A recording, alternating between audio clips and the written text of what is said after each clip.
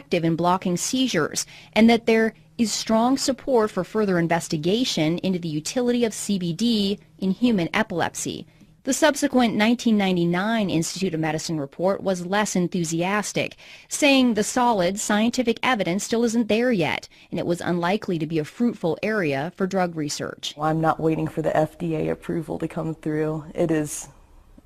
I know how it affects my body, and that's one thing that I've learned through taking prescription drugs all these years. I have to know how this stuff is going to affect me, not what somebody else says it does for them.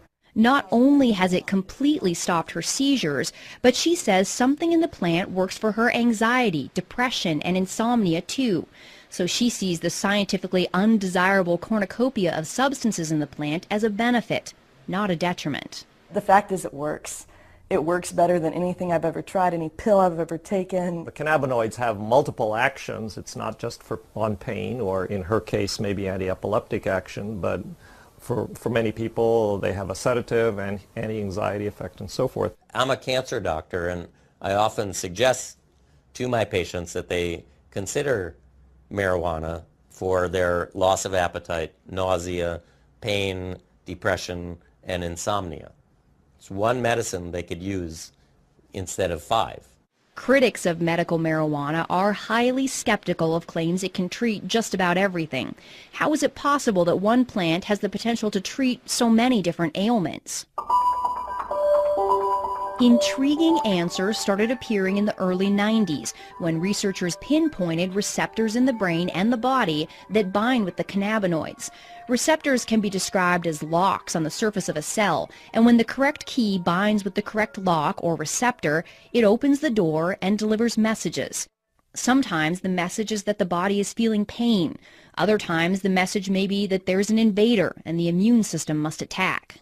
Scientists located 2 receptors, cannabinoid receptors, one called the CB1 receptor, mainly in the brain, and the other is the CB2 receptor, which is mainly in cells of the immune system. The CB1 receptors are extremely abundant in the brain, but they're also found all over the body in the major organs, the heart, the liver, kidneys, and pancreas. After finding all these locks that accepted the cannabis key, researchers made the next big discovery. The human body makes its own cannabinoids, called endocannabinoids. We have this whole elaborate system where we have these receptors in our brain and in our immune system, and these circulating chemicals that we produce ourselves that really are very, very similar to the chemicals in the marijuana plant. The only difference is that the endocannabinoids that we produce are in such small quantities, and they're also rapidly degraded, so that therefore we are not high all the time, or we don't have that feeling of euphoria all the time. Dr. Prakash Nayagarkati is a professor of pathology and microbiology at the University of South Carolina. For the last decade, he's been doing research on what's become known as the human endocannabinoid system. The precise functions of the endocannabinoid system is still being understood, actually. The discovery of the system, however, is already revealing clues that have bolstered the personal stories of relief. The areas of the brain that control nausea and vomiting, chronic pain, and epileptic seizures all have cannabinoid receptors. What do these things do? Well, in the brain and the nervous system, the cannabinoid system seems to exert kind of a dampening effect. It's kind of an internal, I like to think of it as a neurological shock absorber. And when they looked in other animals, they found these receptors were present in basically all animal species. So why do dogs and monkeys, for example, need to have cannabinoid receptors? They must be playing a very critical role in trying to maintain some of the physiological functions. The whole development of the fact that there are cannabinoid receptors in endocannabinoids has really given drug companies and pharmaceutical investigators a lot of opportunity to try to manipulate the body's own cannabinoid system. That's because now they can create synthetic drugs that target the receptors instead of taking chemicals from the plant. By avoiding the plant, they get around the controversies and complications of its Schedule I status.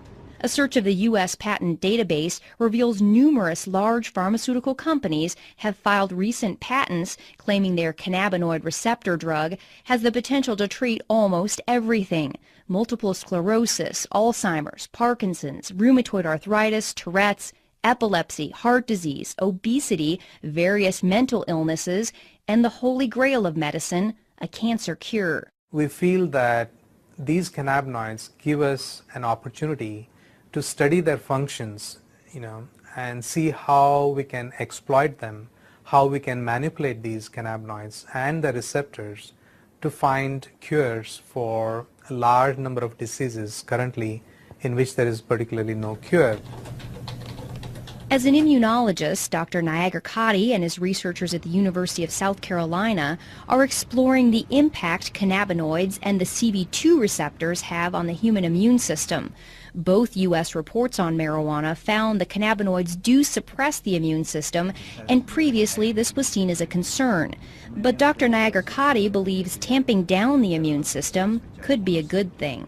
There are Is a concern, but Dr. Niagara Kadi believes tamping down the immune system could be a good thing.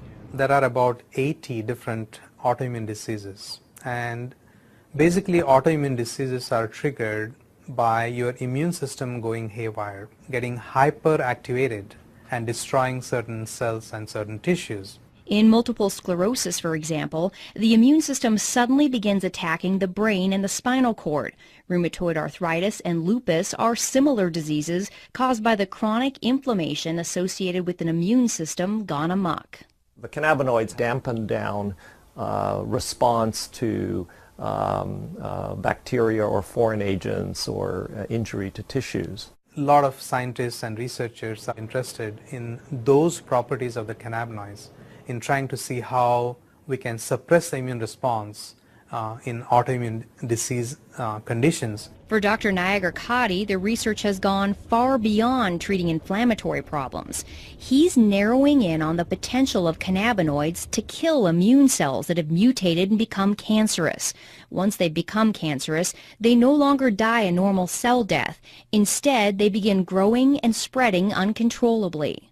We were one of the first labs to demonstrate basically that not only the immune cells, the normal immune cells express these cannabinoid receptors called the CB2 receptors, but also that when these immune cells get transformed and they become cancer, to our surprise we found that these cancer cells continue to express these CB2 receptors. This was an exciting discovery because the CB2 receptor can act like a target for the cannabinoids. Once they bind with the receptor, they can tell the cancer cell to die. So basically telling the cells basically to commit suicide, and that's what they do. And we demonstrated that that would be the mechanism by which the cannabinoids can kill the cancer, and therefore it can be used effectively as an anti-cancer agent. Dr. Niagara Kadi and his researchers were able to eradicate almost 100% of the cancer in test tubes. But they were skeptical they would see similar results when they moved on to tumors in mice. To our surprise, we found that almost 25 to 30% of the mice completely rejected the tumor. They were completely cured.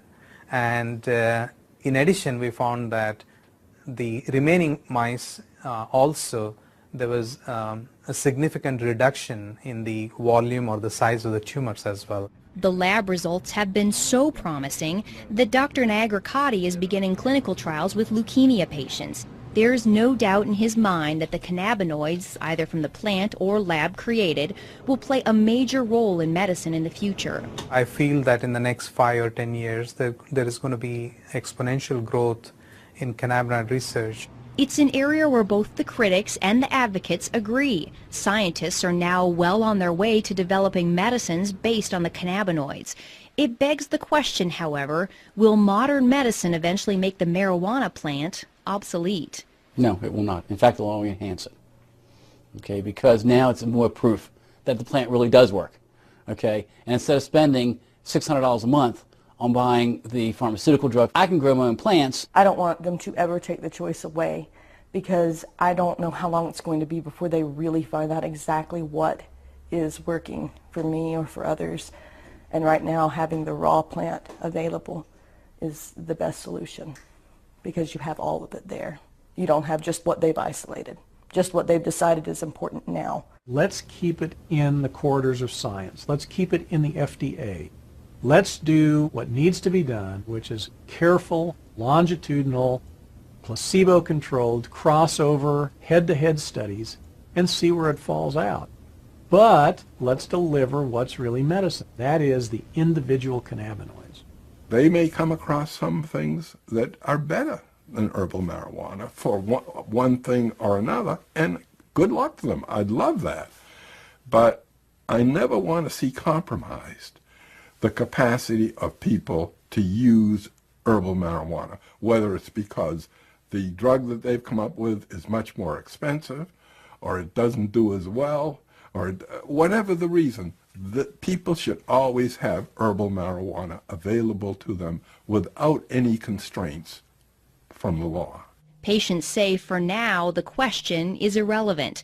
Science has not yet given them the opportunity to choose between an effective pill or the plant. This is something where I have no other medical alternative to treat this condition. I have exhausted all of modern medicine's alternatives, and they have really screwed my body up. She says cannabis has allowed her to hold down 2 jobs and make plans to go back to school and finish those last credits. There is so much promise now where there was none before. Without the 10 to 12 cannabis cigarettes a day, I would not be working. I most likely would be on disability. I'd be homebound, and I'd be a drain on society versus a productive member of society. The federal program that allows Irvin Rosenfeld to legally use marijuana for chronic pain was shut down in 1992.